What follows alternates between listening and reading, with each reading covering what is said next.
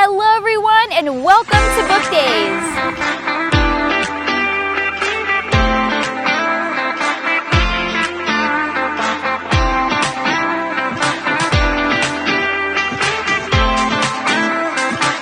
Today's adventure brings us back to Abilene, Texas, the Storybook Capital of America. We are here celebrating the 10th anniversary of the Children's Art and Literacy Festival. This festival each year hosts a famous children's illustrator. This year, they are hosting Sophie Blackall, most famously known for illustrating Finding Winnie, our featured book of the day. Finding Winnie by Lindsay Mattick, illustrated by Sophie Blackall, is such an incredible story because it is the true story of how Winnie the Pooh came to be. Isn't that incredible? Harry Colburn, a veterinarian, was called off to war in World War I. Along the way, he meets a special little bear and names her Winnie from Winnipeg, where he's from. Winnie goes on lots of adventures, crosses the Atlantic, and eventually ends up in the London Zoo because it's too dangerous for Winnie to go any further. Little did you know that a little boy named Christopher Robin meets Winnie at the London Zoo. To read the whole story, find this book at your local library or bookstore today. Before the festival kicks off, we're going to go say hello to Sophie and learn about the world of children's illustrations. I'm so excited. Let's take a look. I am so excited to be joined with none other than Sophie Blackall today. Sophie, thank you so much for being here. Thank you, Kassi. I'm very excited to be here in Abilene, Texas. It is such a privilege and honor. I have never met a famous children's illustrator, so this is a big moment for me. And you have done so many wonderful pieces of art. Thank you so much for all of your contributions to the world of early childhood literacy. Well, thank you, and thank you for all the amazing work that you're doing. Aww. So can you tell our viewers, how exactly did you become a children's illustrator? Was it something you always wanted to do, or something that just kind of happened in life's path? Yes, I was one of those annoying kids who knew exactly what she wanted to do when she was about 7. And having kids myself who have no idea what they want to do, I do fully understand how annoying that must have been for everyone around me. And yet, I just knew I wanted to make children's books. I was the kid who never grew out of picture books because I think picture books are for everybody. Yes. And so I never felt like I wanted to stop reading them. I read books with more words and I was thrilled to move on to chapter books and novels, but I never stopped loving illustrated books. During our visit with Sophie, we got to take a sneak peek of her new exhibit at the National Center for Children's Illustrated Literature, featuring her original artwork of Winnie, along with many more. The first illustration we came to was a sketch of Winnie with the soldiers. Sophie explained in this sketch she was trying to figure out the composition and how best to tell the story. She traced the drawing onto watercolor paper using Chinese ink and watercolor in washes to build layers and add color. If you look closely to the men's faces, you'll notice that they're all a little different. She explained that she did this on purpose, as in group photos, you usually don't get everyone looking at the camera. The next illustration that Sophie highlighted was one of Winnie making a special voyage. A parade of ships across the Atlantic Ocean, but it was done at night and in secret because it was a war maneuver. So they had repurposed all of these different kinds of ships to carry the troops across to support the English army during World War I. So I had to look at old war records to find out all of the ships that made that crossing, which had been a secret crossing, so it was quite difficult to find out these details. And then it was like a game of battleships to try and see what those ships looked like so that I could draw them accurately.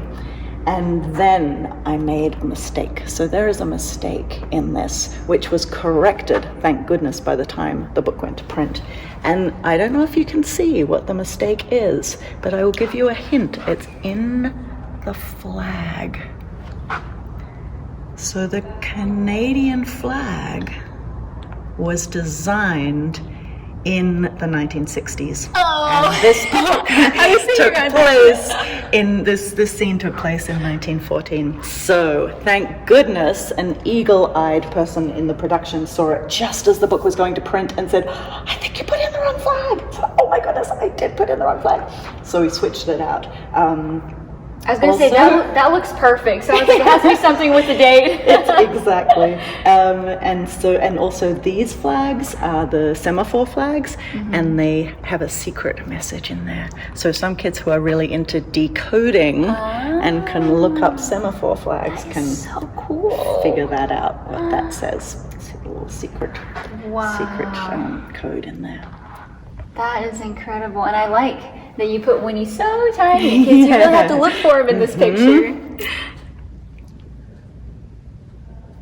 Amazing. That's such a gorgeous picture.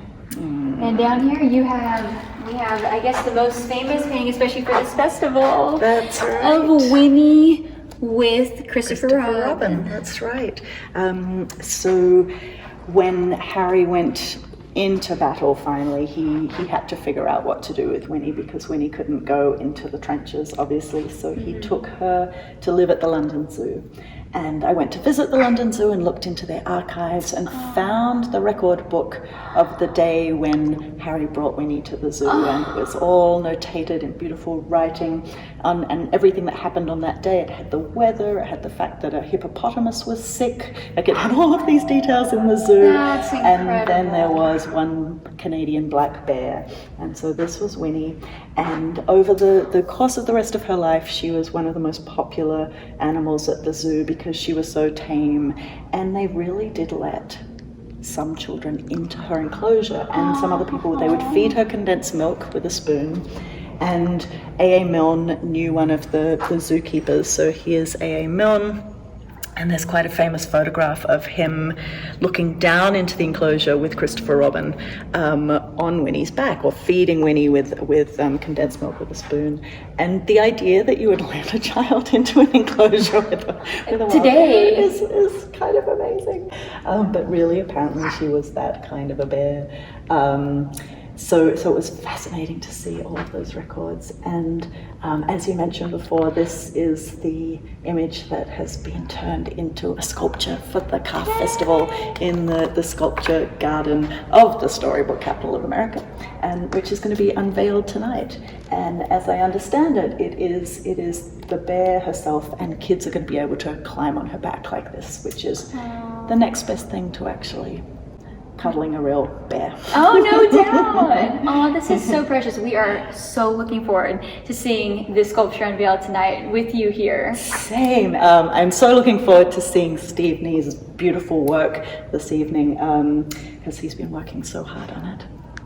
Well, Sophie, thank you so much for being here today, sharing all your knowledge and experience with our audience today. Wow, what a special, not even sneak peek, just all the information that is just, when do you ever get to talk with Children's Illustrator? Now with book days. This has been so priceless, and we look forward to celebrating the rest of the festival here and all your wonderful work. Thank you, and I'm just so thrilled to be here, and I'm so grateful to the whole city of Abilene for coming together. I've never seen anything like it. It's quite extraordinary. It's very special. Yeah. We're excited. Storybook Capital of America.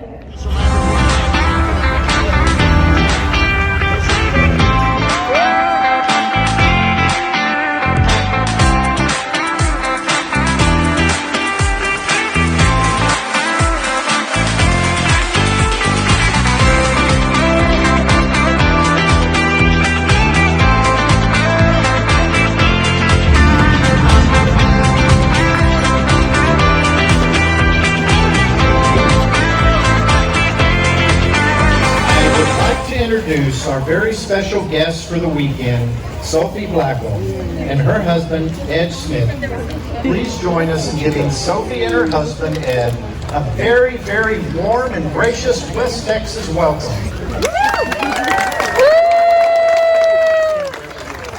I'm not going to stand on this rock because I would fall off it, no question. I am so happy and excited to see you all, and I love seeing you all in the parade, I've never waved to people in a parade before. I felt like the queen. But most of all, I'm so excited to see what is under here. Are any of you excited to see what's under here? And especially excited to see what another artist made, because when you're an artist, one of the best things is seeing what other artists do. And I saw some of your costumes, because you are all artists, and the things that you made, so I can't wait to see what the sculptor Steve Nees made under there. So I'm going to hand this over to the next person who is going to do the thing. Now, if I could ask Sophie and Ed to unveil Winnie. What? Would you like to do that, Sophie? I would love to do that.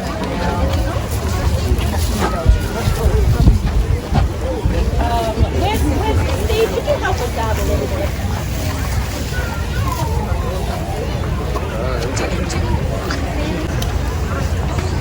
I think it's going to be a lighthouse. What do you say? No, I think it's a lighthouse.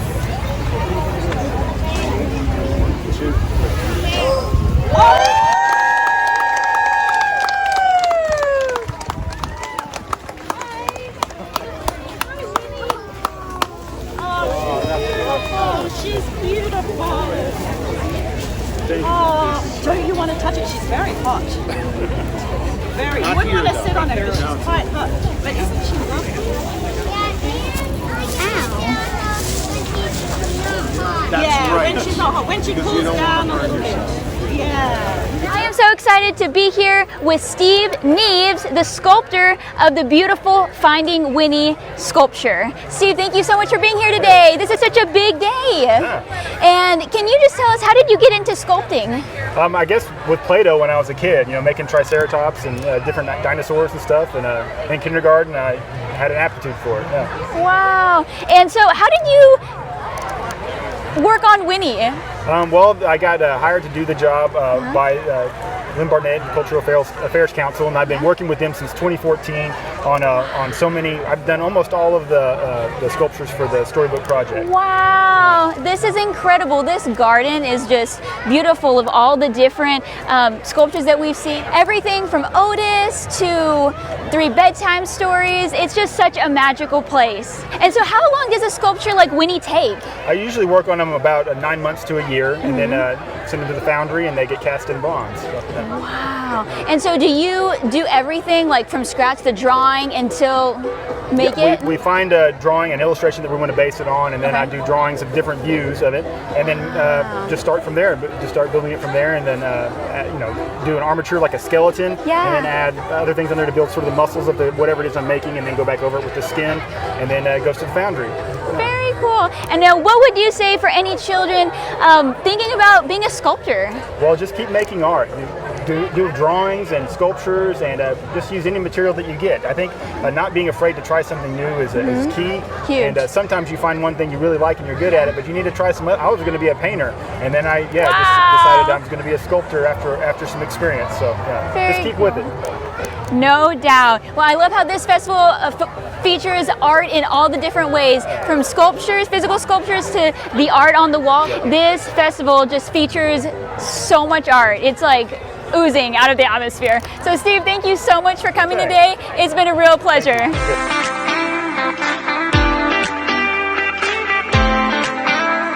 After the unveiling, it was time for a special event called Sketch with Sophie. So my memories of 4 years ago are now layered with all of these new memories that we've made in the last couple of days. And here are some drawings that children made of Finding Winnie. And they were remembering the book that they read. And drawing is a kind of remembering in that way. We notice things with our eyes, we notice details of the miraculous things that exist in the world, and we remember them, and then we translate them into drawings, marks and lines, and we make something new that didn't exist before. The marvels of things created. These are children who could imagine what it might feel like to lie on the back of a warm bear, and now, thanks to the beautiful sculpture that Steve Neves made in the sculpture garden, you're actually going to be able to feel what that is like. Not a real bear, but the next best thing. Drawing is also used to show the way to places, to real places, like downtown Abilene. Other kinds of maps are sometimes maps of places which may or may not exist. Does anybody know where this map is from? Yes, just yell it out.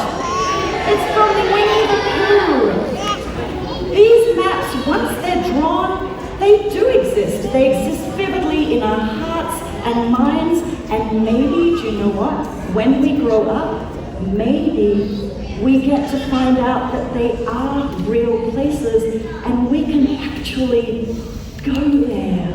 But they are so much more marvelous and miraculous because of the drawings. Without them, they'd just be a bunch of trees. During this event, Sophie taught everyone how to draw a face. They turned out so different. That's the beauty of art. The next day kicked off a variety of other fun activities, including dramatic readings and crafts and shows all over the city. A favorite was Finding Winnie. I'm so excited to be here with Kason. He has been a part of the CAF Festival for many years. Kason, what is your favorite part of this festival? Well, I like doing lots of things, but I think I mostly like the book readings. The book readings? Yeah. They have been so wonderful. Do you go to all of them? Not all of them, but usually like 2. I also like watching the marionette show, so. And the marionette show is the little puppets that they do at the top. So fun. Do you collect all the buttons? Yes. We've only been to one event for this one, so. Yeah. Well, fantastic. I hope you enjoy the rest of the festival. Thank you. So Kason and Brinley are siblings. Thank you so much for being here today, Brinley. You're welcome. And what is your favorite part of the CAF Festival? I really like seeing all the characters, like when they walk around. And I also like the book readings and like the craft after the book readings, like making like a clay animal or something like that. That's really fun. I love how each of the story readings, they have a craft to go with them. It's so hands-on and so interesting for the kids. I just absolutely love this festival. So thank you so much for being here today. You're welcome. Enjoy the rest of the festival. I will. And so now I'm joined by Amy, Kason and Brinley's mom. And I would love, Amy, to get your perspective on this amazing festival. How many years have you been coming? What's your favorite part? Okay, well, we've probably come about 8 out of the 10 years to the CAF, and we love coming. It's always a big highlight of the summer, kind of a way to kick off our summer. And I'm just proud of Abilene for doing this and being this for kids, and so we always try to support it, and we have so much fun hearing all the books. I was a teacher, so I love books and reading, and so we've always loved reading in our family, so we really enjoy the readings and the little crafts, and then just the whole atmosphere, the downtown being alive, and it's really fun, so we're proud of Abilene. Thank you so much for being here today, and I know your kids are older, and I still think it's so awesome that you continue to bring them, because reading at any age is just so important, but especially for the kids. It's a tradition. No doubt, and I love that it's a tradition for Abilene families, and I've met some families that have all over Texas. It's such a special thing Storybook Capital of America hosts each year. So if you have not made it to this festival, you definitely need to. Thanks so much for your time, Amy. Sure. Thanks so much for joining us for this awesome book day adventure here in Abilene, Texas, the Storybook Capital of America. I hope that you have enjoyed the festival here in Abilene and just getting to experience all of Sophie Blackall's work, and in particular our book Finding Winnie. Be sure to subscribe so you don't miss any of our upcoming adventures, and we'll see you soon. Bye!